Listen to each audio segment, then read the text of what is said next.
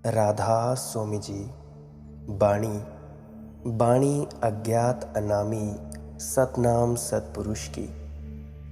आज की सत्संग वीडियो का विषय है मौत के रहते उदासी से कैसे मुक्त हुआ जा सकता है, या मौत की उदासी से कैसे मुक्त हुआ जा सकता है, और नामदान के बाद की सबसे उच्चतम अवस्था क्या है, उस अवस्था को कैसे हम हासिल कर सकते हैं, कैसे हम उस अवस्था में जा सकते हैं। तो चलिए आज का सत्संग इसी विषय के बारे में चर्चा करके आरंभ करते हैं। जैसा कि कमेंट सेक्शन में पूछा गया था कि आप कहते हैं उदासी ठीक नहीं है, लेकिन मृत्यु के रहते उदासी से मुक्त कैसे हुआ जा सकता है। हमने नामदान तो ले लिया था, परंतु इसके बाद की उच्चतम अवस्था क्या है, एक संत की अवस्था क्या होती है। तो चलिए शुरू करते हैं। मैं इनसे बस इतना ही कहना चाहूँगा कि दृष्टि की बात है। अभी मृत्यु कहाँ, अभी तो तुम जीवित हो। एक बात तो पक्की है, अभी तुम मरे नहीं। अगर जीवन के रहते तुम जीवन के आनंद से नहीं भरे, तो फिर मृत्यु की बात उठाकर तुम नासमझी की बातें कर रहे हो। अभी मृत्यु हुई नहीं है, होगी कभी, और कौन जाने होगी कि नहीं होगी। क्योंकि जानने वाले तो कहते हैं मृत्यु बड़े से बड़ा झूठ है, होता ही नहीं, स्वभावगत मात्र है। शरीर तो मरता नहीं, क्योंकि शरीर मरा हुआ है, और आत्मा मर नहीं सकती, क्योंकि आत्मा अमर है। दोनों का संयोग टूटता है, संयोग टूटने का नाम मृत्यु है। बस ऐसा ही समझो कि सुई धागा अलग अलग हो गए, बस इतना, इससे ज्यादा नहीं। सुई भी है, धागा भी है, फिर पिरो लोगे। अगर थोड़ी वासना है तो फिर धागा सुई में पिरो जाएगा, फिर नया जन्म ले लोगे। तो जीवन शाश्वत है, देह जीवित नहीं है, और जो तुम्हारे भीतर जीवित है वह कभी मरता नहीं है, कभी मृत नहीं हो सकता। मगर ये तो जानने वाले की बात हुई, तुम्हें डर लगा है। मगर एक बात तो समझो, अभी मौत आई नहीं, अभी तो जीवन को जी लो। तुम कहते हो मौत के रहते आदमी कैसे उदास ना हो। मैं कहता हूं जीवन के रहते तुम उदास कैसे हो। अगर जीवन के रहते तुम उदास हो तो मौत का तो सिर्फ तुम बहाना खोज रहे हो। इधर जीवन बरस रहा है, सब तरफ बसंत है, वृक्षों पर फूल खिले हैं, पक्षियों के कंठों में गीत हैं, सब तरफ चांद तारे नाच रहे हैं, और तुम बैठे हो उदास। तुम कहते हो मौत के रहते उदासी घेरती है। मौत कहाँ है अभी, कभी हुई है? तुम तो मरे नहीं। जब मरो तब देख लेना और कहना कि भाई देख लेंगे। तो मैं कहना चाहूँगा कि जब मरो तब उदास हो लेना, अभी तो नाचो। और मैं तुमसे ये कहता हूँ अगर तुम अभी नाचो तो तुम्हारा नाच तुम्हें मृत्यु से मुक्त कर देगा। अगर तुम उत्सव में पूरे डूब जाओ तो तुम जा लोगे अमृत को, चले जाओगे अमृत की धार में। अमृत उत्सव में ही जाना जाता है, गहन आनंद के क्षण में ही पहचाना जाता है। उसे पहचान लिया तो फिर कोई मृत्यु ना होगी।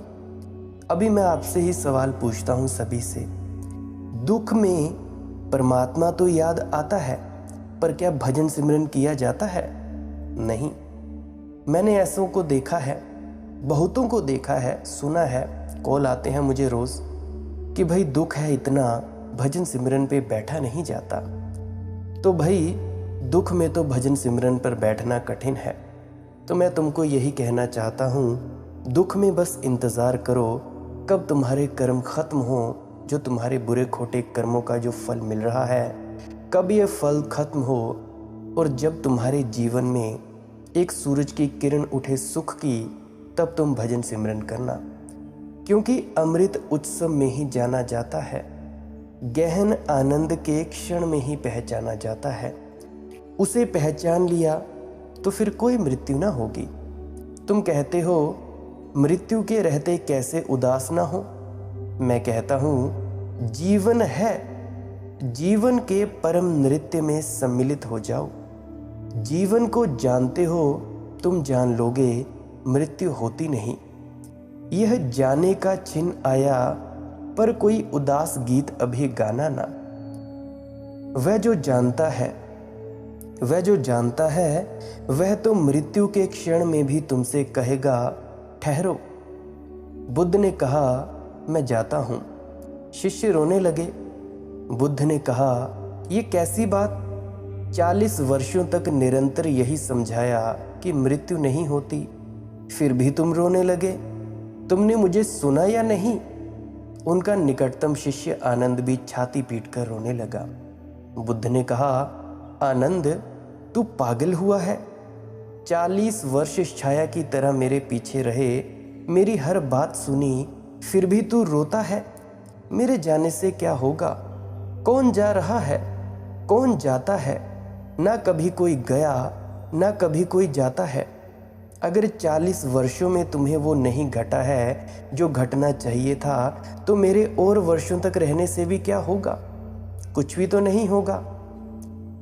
यह जाने का दिन आया पर कोई उदास गीत अभी गाना ना। चाहना जो चाहना पर उलाहना मन में ओ मीत कभी लाना ना। मृत्यु के क्षण में जिसने जीवन को खूब जाना है, भरपूर जिया है, वह तो सुनेगा। वह दूर दूर कहीं लहर लाती है और भी दूर दूर दूरता का स्वर, वह तो सुनेगा। आ गया परम का स्वर, परम का संगीत, परम की पुकार। उसकी सुप्रीत छाया से बाहर ओ मीत अब जाना ना। कोई उदास गीत ओ मीत अभी गाना ना। तो जिसने जीवन को जिया है, भरपूर जिया है, बेझिझक जिया है, समग्र भाव से जिया है, मौत के क्षण में वह देखेगा जा रहा हूं उस लोक में। नहीं भोर संझा उमगते निमगते, जहां ना सुबह होती ना सांझ, परिवर्तन नहीं है। सूरज चांद तारे नहीं वहां, उझगते झिझकते डगमग किनारे, वहां एक अंतस्थ आलोक अविराम रहता पुकारे। वहां तो भीतर का सूरज जलता है, वहां एक अंतस्थ आलोक अविराम रहता पुकारे। यही ज्योति कवच है हमारा निजी सच, यही हमारी निजी सत्यता है, यही हमारा प्रामाणिक सत्य है। अमृत हमारा प्रामाणिक सत्य है। वेद कहते हैं अमृतस्य पुत्रः। हे अमृत के पुत्रों, मृत्यु के झूठ में मत पड़ जाना। तो जिसने जाना है जीवन को, जो देखेगा मृत्यु में गहरी आंख से, वह कहेगा अब जो एक प्रीतिपूर्ण छाया पड़ रही है, अब इसके बाहर नहीं जाना है। मृत्यु उनके लिए समाधि है। जिन्होंने जाना है वे तो कहेंगे मृत्यु से कोई शिकायत नहीं है, कोई उलाहना नहीं है। मृत्यु कुछ छीनती नहीं है।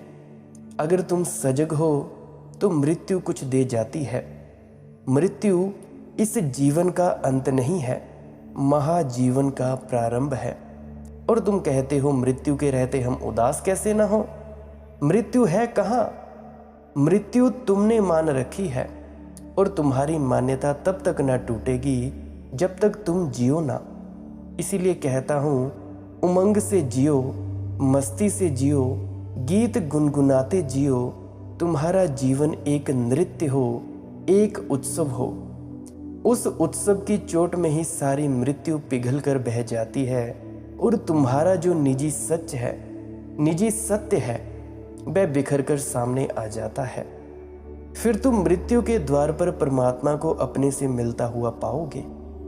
मृत्यु का द्वार खुलेगा और तुम पाओगे तुम परम ज्योति में प्रवेश कर रहे हो। कोई शिकायत ना होगी, वरन धन्यवाद होगा। प्रार्थना पूजा का भाव होगा मृत्यु के क्षण में भी, क्योंकि तुम मंदिर के द्वार पर खड़े हो जाओगे। जियो, जो ठीक से जी लेता उसके लिए मृत्यु नहीं है, और जो ठीक से नहीं जीता वह रोज रोज मरता है, 1000 बार मरता है, व्यर्थ ही व्यर्थ मरता जाता है। तो ऐसा हाल है भाई। बाबा मलुकदास जी के वचन हैं, मील कद करी थी भलाई, जिया आप जान, फील कद हुआ था मुरीद कहूँ किसका, गीव कद ज्ञान की किताब का किरारा छुआ, ब्याद और बधिक तारा क्या निसाफ किसका। बाबा मलुकदास जी एक अवधूत हैं। अवधूत का अर्थ है नामदान के बाद की परम अवस्था, सन्यासी की अवस्था, संत की परम अवस्था, जहाँ ना कोई नियम शेष रह जाते हैं, ना कोई मर्यादा, जहाँ कुछ शुभ है और ना कुछ अशुभ, जहाँ व्यक्ति जीता सहज समाधि से, जहाँ जो है वही ठीक है, जहाँ स्वीकार संपूर्ण है, जहाँ कोई निषेध नहीं रहा, क्या करना क्या ना करना ऐसी धारणाएं व्यवस्थाएं नहीं रहीं, जहाँ व्यक्ति फिर से छोटे बच्चे की भांति हो जाता है, एक नवजात शिशु की भांति। अवधूत की दया को परम दशा कहा है। वह पुनर्जन्म है, वह नया जन्म है, जिसको तुम सचखंड की दशा भी कह सकते हो। एक जन्म होता है जब तुम माँ के पेट से बाहर आते हो, दूसरा जन्म होता है जब संत सद्गुरु नाम धुन शब्द धुन को तुम्हारे भीतर चालू कर देते हैं और तुम्हें अपने असली गुरु शब्द धुन के साथ जोड़ देते हैं। और एक तीसरा जन्म वो होता है जब तुम सचखंड की अवस्था तक पहुंच जाते हो। सचखंड यानी सत्य का खंड, जब तुम पूरे सत्य हो जाते हो, संत हो जाते हो। एक जन्म मिलता है माँ से, फिर उस जन्म के साथ आई हुई निर्दोषता, कोमलता, पवित्रता सब खो जाती है। समाज की भीड़ में, ऊहापोह में, संसार के जंजाल में बेईमानी सीखनी पड़ती है, धोखाधड़ी सीखनी पड़ती है, अविश्वास सीखना पड़ता है। तो जिस श्रद्धा को लेकर मनुष्य पैदा होता है वह धूमिल हो जाती है। फिर उस धूमिल दर्पण में परमात्मा की छवि नहीं बनती और हजार हजार विचारों की तरंगे छवि बिखर बिखर जाती है। जैसे कभी तरंगे उठी झील में चांद का प्रतिबिंब बनता है तो बन नहीं पाता, लहरों में टूट जाता है, बिखर जाता है। पूरी झील पर चांदी फैल जाती है, लेकिन चांद कहाँ है, कैसा है, ये पता लगाना मुश्किल हो जाता है। झील चाहिए शांत, झील चाहिए निर्मल, तो चांद का मुखड़ा दिखाई पड़ता है। ऐसा ही जब चित्त की झील निर्मल होती है तो परमात्मा का रूप दिखाई पड़ता है। परमात्मा को जानने के लिए शास्त्र की जानकारी नहीं, शब्द से मुक्ति चाहिए। कौन से शब्दों से? ये जो मैं बोल रहा हूँ और जो आप बोलते हैं। लिपि से मुक्ति चाहिए।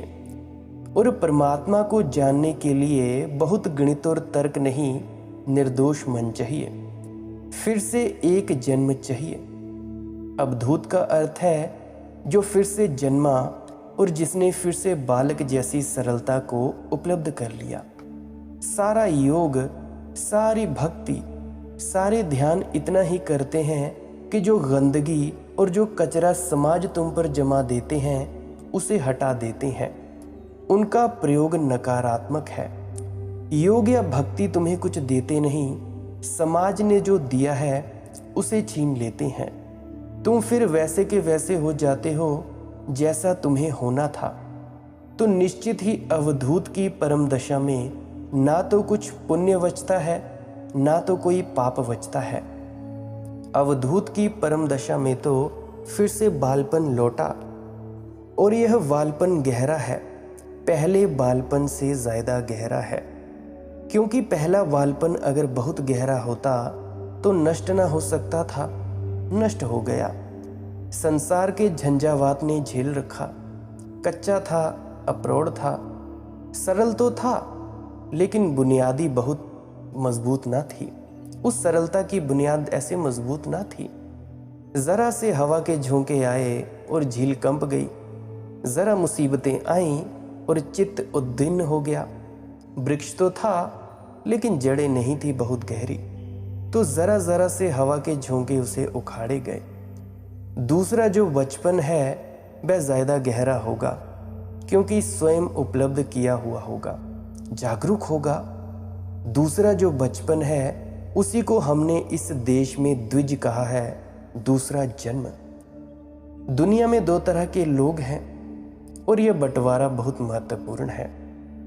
एक तो वे जो एक ही बार जन्मते हैं, उनको ही पारिभाषिक अर्थों में शूद्र कहा जाता है।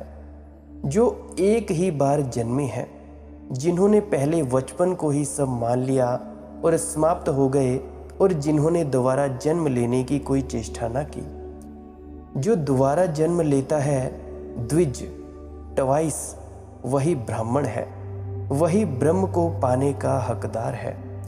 तो एक हैं एक ही बार जन्मे, वंस बॉर्न, और दूसरे हैं दोबारा जन्मे, द्विज, ट्वाइस बॉर्न। तो अवधूत दोबारा जन्मा है, तो उसके शरीर की उम्र हो सकती है काफ़ी हो, बूढ़ा हो, लेकिन उसके चित्त में कोई उम्र नहीं है, कोई समय नहीं है। उसके चित्त समय से मुक्त है। उसका चित्त छोटे बच्चे की भांति है।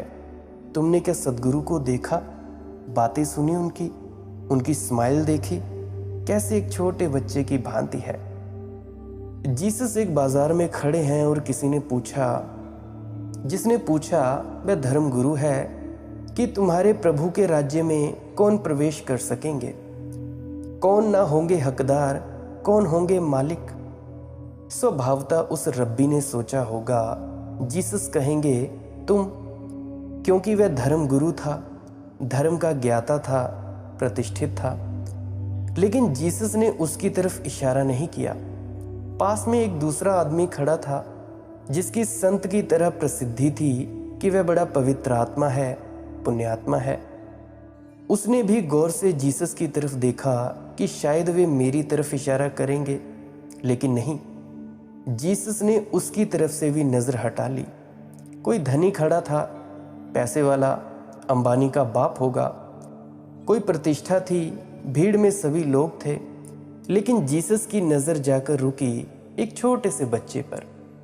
उन्होंने उसे कंधे पर उठा लिया और कहा, जो इस छोटे बच्चे की भांति होंगे, केवल वे ही मेरे परमात्मा के राज्य में प्रवेश कर पा सकेंगे। अवधूत का अर्थ है जो छोटे बच्चे की भांति है। तो अवधूत का जो संबंध है परमात्मा से, वह ठीक वैसा ही होगा जैसा छोटे बच्चे का माँ से होता है। परमात्मा उसके लिए कोई बहुत बड़ी और बहुत दूर की बात नहीं है। परमात्मा के साथ उसका नाता शिष्टाचार का नहीं है, प्रेमाचार का है। और प्रेम कोई सीमा मानता है कि कोई मर्यादा मानता? छोटा बच्चा माँ से लड़ता भी है, छोटा बच्चा माँ से उलझता भी है, माँ से रूठता भी है, नाराज भी होता है, उछल कूद भी मचाता है, माँ को मजबूर भी करता है। अगर उसे बाहर जाना है तो बाहर जाना है, फिर वह सब नियम इत्यादि तोड़कर माँ को परेशान करता है। छोटे बच्चे का जो संबंध माँ से है, वही अवधूत संत का संबंध अस्तित्व से है। यही परम अवस्था है, अस्तित्व यानी परमात्मा।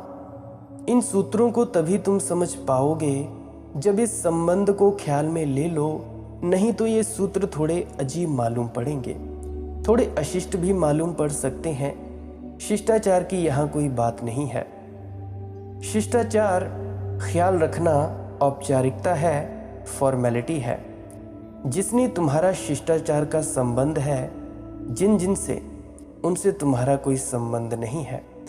शिष्टाचार संबंध थोड़े ही है, शिष्टाचार तो संबंध नहीं है, इस बात को छिपाने का उपाय है। तो जब तक दो मित्रों के बीच शिष्टाचार चलता है, तुम जानना कि मित्रता अभी बनी नहीं।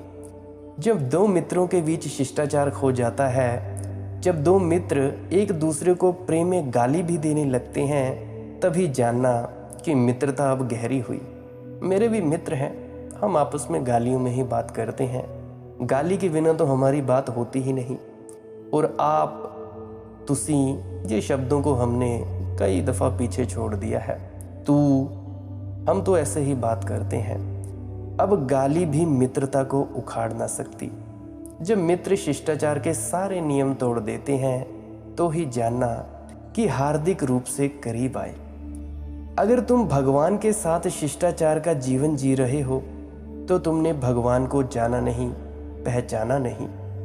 उसके साथ तो नाता प्रेम का ही हो सकता है, शिष्टता का नहीं, सभ्यता का नहीं। उसके साथ तो नाता हार्दिक हो सकता है। ये जो सूत्र हैं बाबा मलुकदास जी के, ये हृदय के सूत्र हैं। जैसे एक छोटा बच्चा अपनी माँ से झगड़ा कर रहा हो, ऐसे बाबा मलुकदास जी परमात्मा से झगड़ रहे हैं। इससे पहले कि हम इनको जाने, सूत्रों को कुछ और बातें ख्याल में ले लेनी ज़रूरी है। दूसरी बात कहना चाहूँगा कि कर्म का सिद्धांत बहुत महत्वपूर्ण सिद्धांत है, लेकिन ज्ञान के मार्ग पर कर्म के सिद्धांत का अर्थ है कि जो तुमने किया है वही तुम पाओगे, जो बोया है वही काटोगे। बुरा किया है तो बुरे परिणाम होंगे, भला किया है तो भले परिणाम होंगे। ये बात तर्कयुक्त मालूम पड़ती है, न्याय युक्त मालूम पड़ती है। इसमें कहीं कोई भूल चूक नहीं है। ये गणित बहुत साफ है। होना भी चाहिए कि जिसने बुरा किया है वह बुरा भोगे, जिसने भला किया है वह भला पाए, जिसने दूसरों को सुख दिया है वह सुख पाए, और जिसने दूसरों को दुख दिया है वह दुख पाए। इसमें कहीं कोई गैर इंसाफी नहीं है। अगर इससे विपरीत होता हो तो फिर जगत में कोई इंसाफ नहीं कहा जाएगा। अगर यहाँ बुरे सुखी हो और भले दुखी हो तो जगत की व्यवस्था अन्यायपूर्ण है। कर्म का सिद्धांत न्याय का सिद्धांत है। न्याय के तराजू पर प्रत्येक व्यक्ति तोला जाएगा, और कोई विशिष्ट नहीं है और कोई अपवाद नहीं है। न्याय किसी के साथ पक्षपात नहीं करेगा। तो कर्म का सिद्धांत निष्पक्ष सिद्धांत है। वह गणित की खोज है, तर्क की खोज है। कर्म का सिद्धांत निष्पक्ष सिद्धांत है, वह गणित की खोज है, तर्क की खोज है। और हमें भी ठीक लगेगा, लेकिन भक्ति के मार्ग पर कर्म के सिद्धांत की कोई जगह ही नहीं है। और तुम जानकर चकित होगे कि भक्त किसी दूसरी ही दिशा से यात्रा करते हैं। भक्त कहते हैं कर्म से हम जाएंगे स्वर्ग। ठीक, अच्छा करेंगे तो स्वर्ग मिलेगा, बुरा करेंगे तो नरक मिलेगा। लेकिन परमात्मा कैसे मिलेगा? अच्छा करने से सुख मिल जाएगा, बुरा करने से दुख मिल जाएगा, लेकिन परमात्मा कैसे मिलेगा? परमात्मा तो ना अच्छा है ना बुरा है। परमात्मा दोनों के पार है। परमात्मा तो शब्दा अतीत है, अच्छे बुरे के अतीत है। परमात्मा को तुम अच्छा नहीं कह सकते, ना बुरा कह सकते हो। अच्छा कहोगे तो परमात्मा में भी द्वंद्व हो जाएगा। अच्छा बुरा कहने के कारण ही तो लोगों को शैतान भी खोजना पड़ा है, क्योंकि परमात्मा को अच्छा कहते हो तो फिर बुरा किसको कहेंगे? बुरा किसके सिर जाएगा? तो जिन धर्मों ने परमात्मा को अच्छा कहा है, जैसे ईसाईयत या इस्लाम या यहूदी, उन धर्मों को एक और बात खोजनी पड़ी कि फिर बुरे के लिए कोई अन्य स्रोत खोजना पड़ा। बुरा कहाँ से आएगा? परमात्मा से अच्छा अच्छा आ रहा है। सोना परमात्मा से बरस रहा है, और मिट्टी और जीवन का नरक और जीवन की विपदाएं और जीवन के कष्ट, सुबह तो परमात्मा से ही आ रही है। तो अंधेरी रात को भी जन्म देने वाला कोई स्रोत चाहिए, नहीं तो बात बड़ी बेबूझ हो जाएगी। तो फिर एक शैतान खड़ा करना पड़ता है। लेकिन इससे कुछ बात हल होती नहीं, क्योंकि शैतान कहाँ से आता है? तो ईसाईयत भी मानती है, इस्लाम भी मानता है कि वह भी परमात्मा से आता है। वह भी देवदूत है जो भ्रष्ट हो गया। इसका तो मतलब हुआ कि शैतान के पहले भी भ्रष्ट होने की व्यवस्था थी। अर्थात शैतान भी भ्रष्टता का स्रोत नहीं हो सकता, क्योंकि शैतान खुद भ्रष्टता से पैदा हुआ। एक देवदूत भ्रष्ट हुआ तो भ्रष्ट होने की संभावना तो देवदूत के होने के पहले थी। इसीलिए ईसाईयत, यहूदी, इस्लाम तीनों के पास एक बड़ी से बड़ी झंझट है जिसको वे हल नहीं कर पाते हैं। वह झंझट यही है कि वह शैतान को कैसे समझाएं कि वह क्या है।